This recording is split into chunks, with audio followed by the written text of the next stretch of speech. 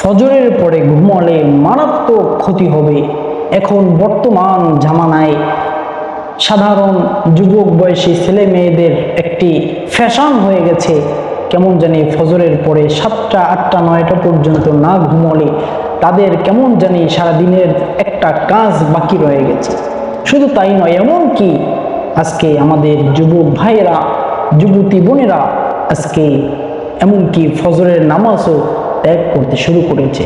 কিন্তু আল্লাহ রাব্বুল আলামিন এই ফজরের নামাজের প্রতি খুব যত্নবান হতে বলেছেন, কেননা এই ফজরের নামাজই কাল কিয়ামতের দিন জান্নাতে যাওয়ার জন্য একটি মাধ্যম হবে।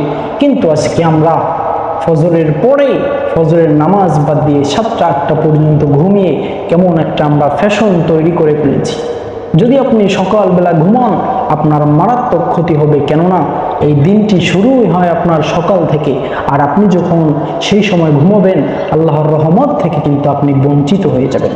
তাছাড়াও বৈজ্ঞানিকভাবে অনেকেই বলতেছে, বৈজ্ঞানিকরা জানিয়ে দিয়েছে, যদি সকালবেলা ফজরের পরে ঘুমায় তাহলে তার মারাত্মক ক্ষতি হতে পারে, এমনকি তার কিডনিতে সমস্যা হতে পারে, তাছাড়া তার প্রসবে সমস্যা হতে পারে।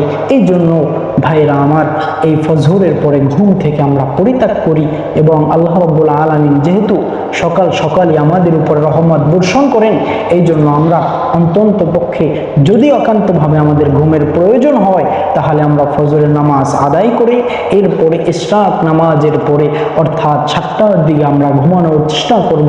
কিন্তু আমরা সকাল সকাল ঘুমানোর থেকে বিরত থাকি। আল্লাহুম্মা আমিন।